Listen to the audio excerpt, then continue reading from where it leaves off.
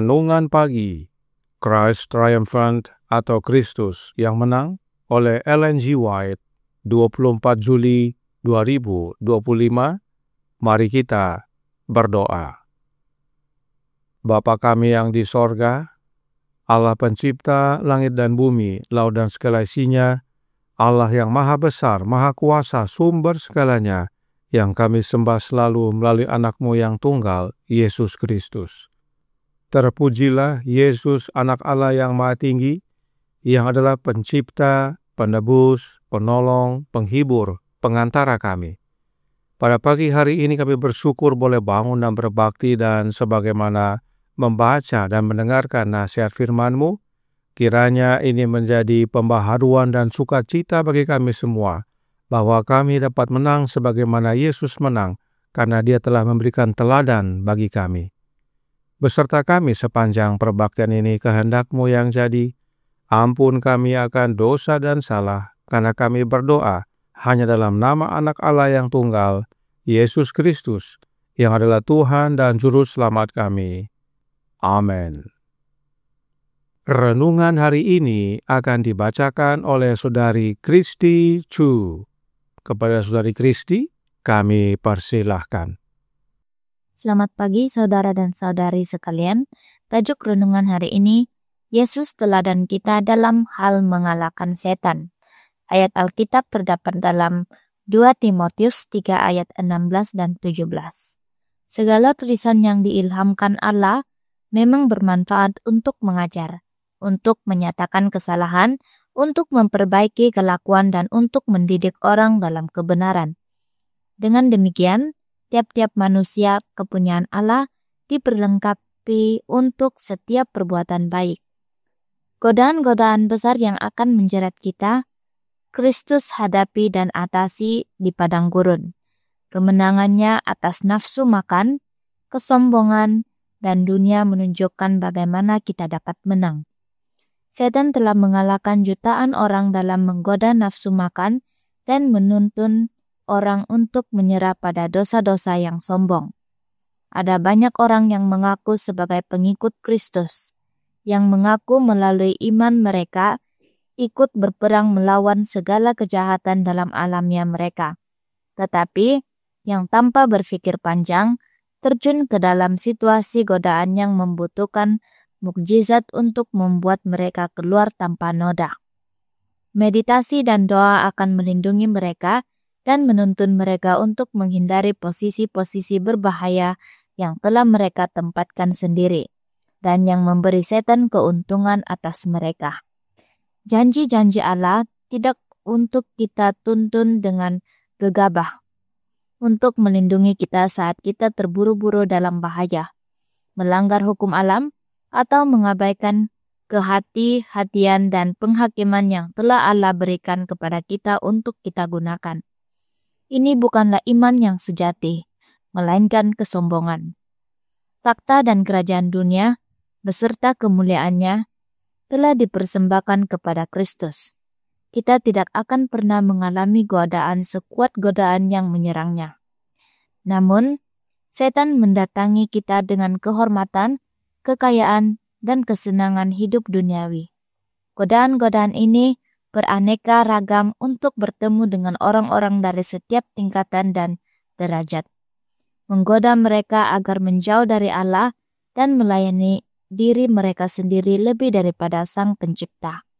Semua ini akan kuberikan kepadamu, kata setan kepada Kristus. Semua hal ini akan kuberikan kepadamu, kata setan kepada kita. Semua uang ini, tanah ini, semua kekuasaan ini, kehormatan ini, dan kekayaan ini akan kuberikan kepadamu. Dan kita pun terpesona, tertipu, dan dengan licik dibujuk untuk menuju kehancuran kita. Jika kita menyerahkan diri kita kepada keduniawian hati dan kehidupan, setan pun merasa puas. Juru selamat mengalahkan musuh yang licik, menunjukkan kepada kita bagaimana kita dapat menang. Dia telah meninggalkan teladannya kepada kita untuk mengusir setan dengan kitab suci. Dia mungkin telah menggunakan kuasa ilahinya sendiri dan menggunakan firman-Nya sendiri, tetapi teladannya tidak akan berguna bagi kita. Kristus hanya menggunakan kitab suci. Betapa pentingnya agar firman Allah dipelajari dan diikuti secara menyeluruh, sehingga dalam keadaan darurat kita dapat diperlengkapi sepenuhnya untuk setiap pekerjaan baik, dan khususnya dibentengi untuk menghadapi musuh yang licik. Dikutip dari Letter 1E tahun 1872. Demikian renungan hari ini. Tuhan Yesus memberkati. Terima kasih atas penata layanan Saudari Kristi. Tuhan Yesus memberkati. Selamat pagi saudaraku dalam Tuhan. Berikut teladan Yesus dalam mengalahkan setan. Dari Review and Herald tanggal 4 Maret tahun 1875 paragraf 1 berkata, Yesus tidak mengunjungi tempat-tempat kegembiraan dan pesta untuk memperoleh kemenangan yang sangat penting bagi keselamatan kita, tetapi dia pergi ke padang gurun yang tandus. Mengenai tempat, Yesus bukan pergi ke tempat yang ramai untuk menghadapi cobaan dari setan. Yesus hadapi setan di padang belantara sendirian. Meski para malaikat sorga ada hadir menyaksikan, tetapi mereka tidak membantu Yesus. Sebab tantangan terbesar adalah saat kita sendiri dan tidak ada orang lain yang melihat. Di tempat yang ramai, kita bisa saja terlihat saleh. Tetapi saat kita sendiri, apalagi dalam kegelapan, belum tentu saleh. Itu sebabnya seorang evangelis yang bernama Dwight L. Moody berkata, "Karakter is what a man is in the dark," yang artinya, karakter adalah apa yang ada pada diri seseorang dalam kegelapan. Maksudnya ialah, siapa kita sebenarnya adalah saat kita sendiri. Dalam kegelapan artinya, tidak ada yang melihat, tidak ada yang tahu, hanya diri sendiri. Jadi, cobaan terbesar bagi diri kita adalah saat kita sendiri, dan bukan saat di tempat yang ramai atau pesta. Itu sebabnya Yesus dibawa ke padang belantara, di mana tidak ada orang yang melihat dan tahu. Namun, puji Tuhan, meskipun Yesus sendiri, tetapi Yesus menang. Kenapa? The Desire of Ages, halaman 123, paragraf 4, berkata, dengan cara apa dia menang dalam pertikaian dengan setan? Dengan firman Allah. Hanya melalui firman-Nya dia dapat melawan godaan. Ada tertulis katanya. Saudaraku dalam Tuhan, masih dalam paragraf yang sama, Roh Nubuat menekankan, setiap janji dalam firman Allah adalah milik kita. Dari setiap firman yang keluar dari mulut Allah, kita harus hidup. Ketika diserang godaan, janganlah pandang keadaan atau kelemahan diri, melainkan kuasa firman. Seluruh kekuatannya, yaitu seluruh kekuatan firman, adalah milik Anda. Yesus bergantung sepenuhnya kepada firman Allah, yaitu perkataan yang keluar dari mulut Bapanya. Itu sebabnya melalui pemazmur anak Allah berkata dalam Mazmur 119 ayat 11 yang berbunyi, "Dalam hatiku aku menyimpan janjimu, supaya aku jangan berbuat dosa terhadap Engkau." Terjemahan bahasa Indonesia Modern Bible lebih cocok dikatakan, "Aku telah menyimpan firman-Mu dalam hatiku, supaya aku tidak berbuat dosa terhadap Engkau." Demikian juga dengan versi King James yang berkata, "Thy word have I hid in mine heart, that I might not sin against thee." Inilah rahasia kemenangan Yesus. Inilah teladan Yesus bagi kita. Kita tidak hanya bergantung sepenuhnya kepada ada tertulis, namun menyimpan firman Allah dalam hati kita. Itu sebabnya renungan hari ini berkata dalam Christ Triumphant halaman 212 paragraf 5. Juru selamat mengalahkan musuh yang licik, menunjukkan kepada kita bagaimana kita dapat menang. Dia telah meninggalkan teladannya kepada kita untuk mengusir setan dengan kitab suci. Dia mungkin telah menggunakan kuasa ilahinya sendiri dan menggunakan firman-Nya sendiri, tetapi teladannya tidak akan berguna bagi kita. Kristus hanya menggunakan kitab suci. Betapa pentingnya agar firman Allah dipelajari dan diikuti secara menyeluruh, sehingga dalam keadaan darurat kita dapat diperlengkapi sepenuhnya untuk setiap pekerjaan baik dan khususnya dibentengi untuk menghadapi musuh yang licik. Sederhananya saudaraku dalam Tuhan, jika Yesus menang dengan menggunakan kuasa ilahinya dan perkataannya sendiri, maka Yesus tidak dapat menjadi teladan bagi kita. Sebab kita, manusia, tidak punya kuasa ilahi. Tetapi, Yesus tidak andalkan dirinya atau andalkan kuasa ilahinya. Yesus bergantung sepenuhnya pada perkataan Bapanya.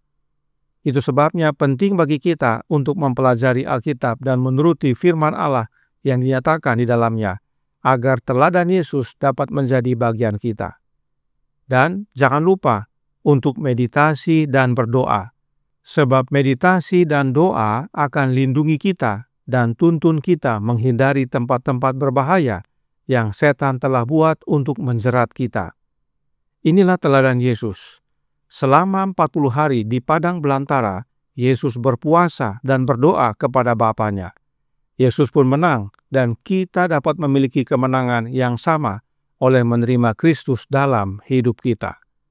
Karenanya, manuskrip 116 tahun 1894 paragraf 3 menyatakan, "Jika engkau sungguh-sungguh ranting-ranting pokok anggur yang sejati, yang dipelihara oleh saripati yang mengalir dari pokok anggur ke ranting-rantingnya, Anda akan mengambil bagian dalam kodrat ilahi. Saudara akan memiliki kuasa moral dari Kristus untuk mengalahkan setan, membenci dosa, dan Anda tidak dapat berdiam diri mengenai kebenaran." Saripati yang mengalir dari pokok anggur yang benar kepada ranting-ranting, itulah yang disebut Roh Kudus, yaitu rohnya Kristus. Maka saat menerima rohnya Yesus, itulah wujud kita turut mengambil bagian dalam kodrat ilahi, dan kita memiliki kuasa moral untuk mengalahkan setan. Maka kemenangan Kristus menjadi bagian kita. Tuhan memberkati, saya bawa dalam nama Yesus. Amin. Mari kita berdoa. Bapa kami yang di sorga, Allah pencipta langit dan bumi, laut dan segala isinya, Allah yang maha besar, maha kuasa, sumber segalanya, yang kami sembah selalu melalui anak-Mu yang tunggal, Yesus Kristus.